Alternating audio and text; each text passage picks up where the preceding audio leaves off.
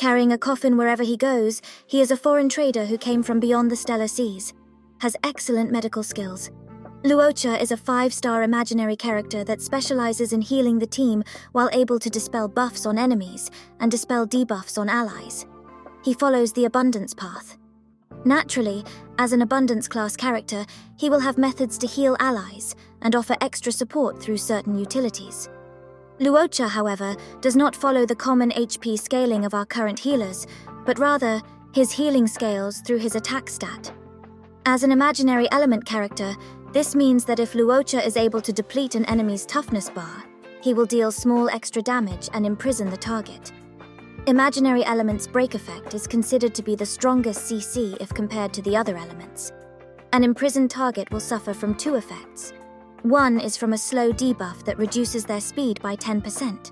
Second, it will delay their action by 30%. Unlike Ice Element's break effect, which is fixed at 50% action delay, the effects of Imprison can be improved by break effect stat. Knowing the details of Imaginary Element's break effect is important because unlike other healers, Luocha's ultimate deals AoE damage. While it doesn't have strong breaking capabilities, timing it properly can reduce a lot of incoming pressure when fighting multiple enemies.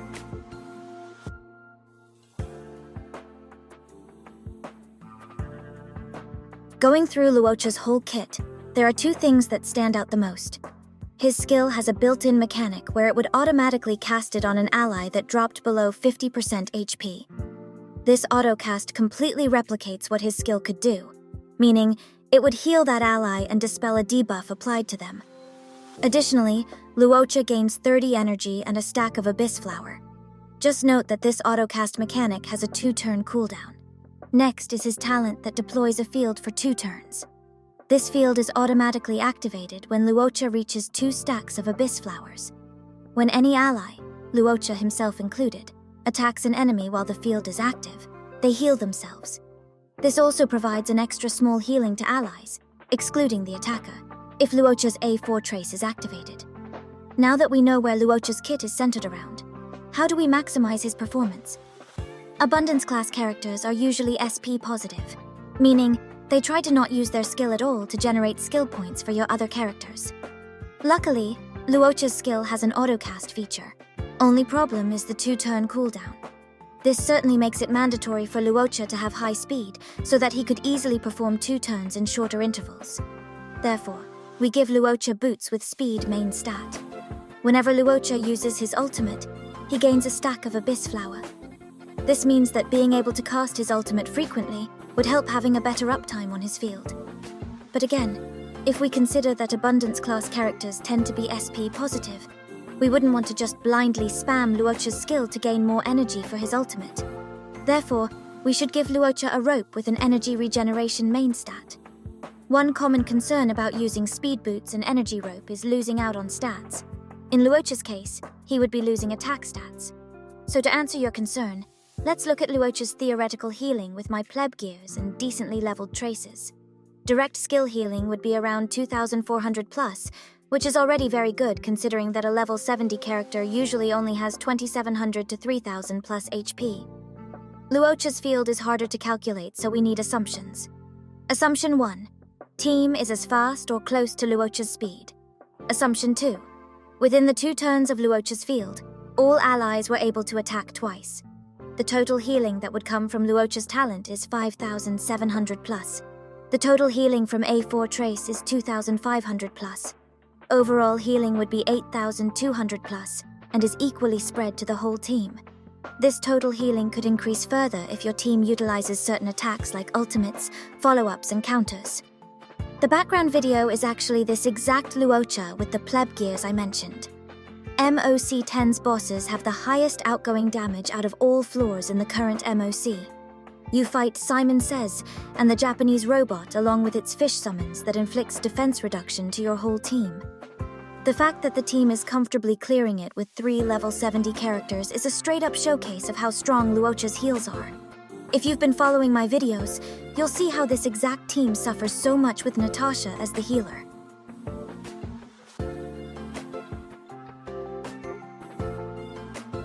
There's 2 viable playstyles for Luocha.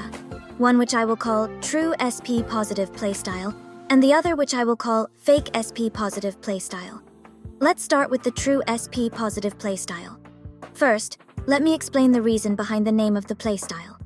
Personally, I use healers reactively. This means that I would only ever use their skill or ultimate if I actually need heals. Otherwise, they will only be performing basic attacks.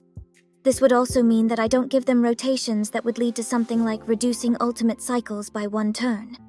For example, hitting a certain energy breakpoint plus including a skill cast just to reduce the turns needed to be able to use their ultimate. Why, you might ask? The best way to answer this question is to provide you with a specific scenario. It is Luocha's turn, and you only have 1 skill point left. Luocha needs to use his skill to follow your rotation that reduces his ultimate's turn cycles by 1. You use Luocha's skill, and now you have 0 skill points left. Now imagine if your rotation didn't require Luocha to use his skill. Instead of having 0 skill points left, you would have 2 instead.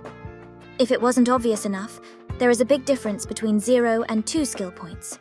If the next 2 characters that will move are SP negative, one will have to sacrifice their rotation for the other by using a basic attack to generate a skill point. This would still be true even if, let's say, the next character who took their turn is SP positive. After this other SP positive character moves, the next SP negative character would be able to use their skill, but not the next SP negative character. They would be forced to use their basic attack, which potentially ruins their rotation. This explains the importance of having a true SP positive character. So to play Luocha as a true SP positive character, you simply use his basic attacks. Only use his skill for emergencies, as it could potentially ruin the rotation of your SP negative characters. Luckily, this playstyle only needs an energy rope. As you can see here, performing 4 basic attacks would allow Luocha to have enough energy to use his ultimate. Pretty straightforward.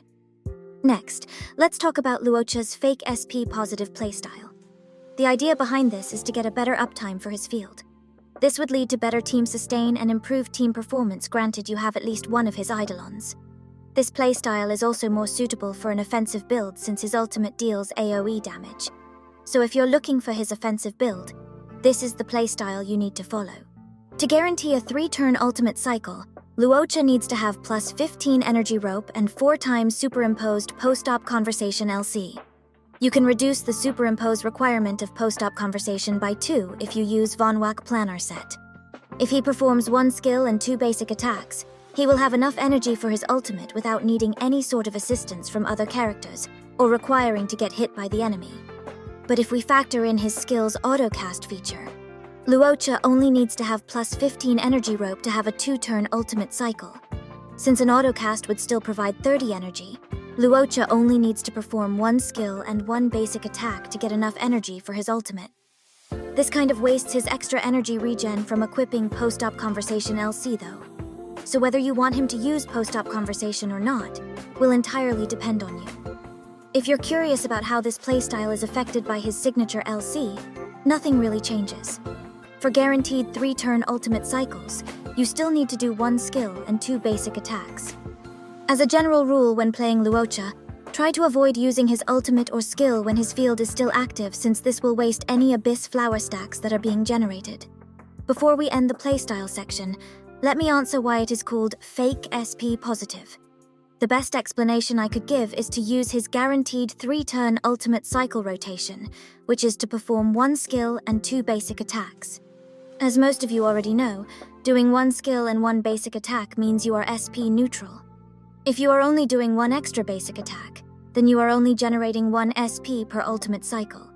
Thus, the name of the playstyle. Excellent with Harmony class characters. Currently, we have Bronya, Asta, and Yukong as team-wide attack buffers. Since Luocha scales with attack stat, he will gain a significant boost from them. While Tingyun cannot provide a team-wide attack buff, Luocha doesn't exactly need the help of attack buffers as his base healing is already strong enough. However, as an offensive healer, any extra attack stat is very welcomed if your Luocha is a sub-damage dealer. Excellent with characters that utilizes extra attacks. These extra attacks could be ultimates that deal damage, extra action, follow-up attacks, counters, etc. Luocha's talent can trigger from any attack an ally performs. However, it is important to note that you won't get more healing by hitting more than one enemy at the same time. Extremely powerful with Clara's counter mechanics. Clara performs a crazy amount of attacks through her counters in the right conditions. This could technically make Clara able to sustain the team herself as long as Luocha's field is active.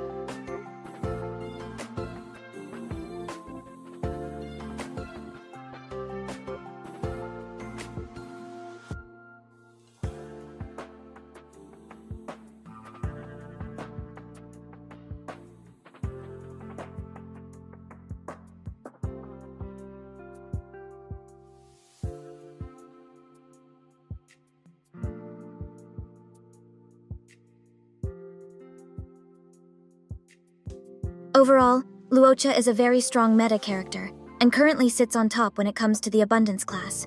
Should you try to pull or build Luocha if you get the chance? Yes and no.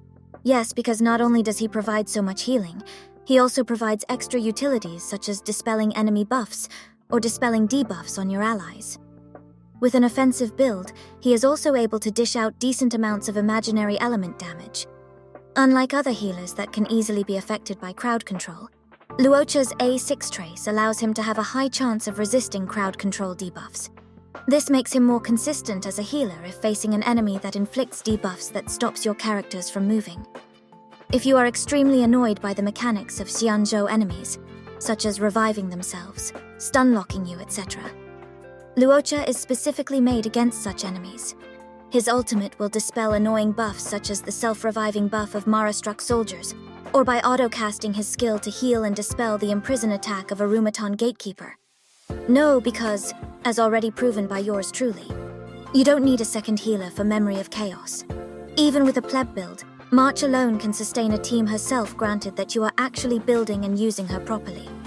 Luocha's other big weakness is that he is unable to provide a huge burst of team-wide healing when needed, and this is especially dangerous when it comes to certain bosses or boss pairs.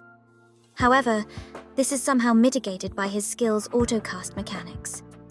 Another easy way to make a decision is to factor in whether you want a character that is easy to use over a character for tryhards. I usually call raid-up characters as crutches, because that's literally what they are. They exist to make your gameplay experience a lot more easier. If you want that easier gameplay experience, then definitely pull for Luocha.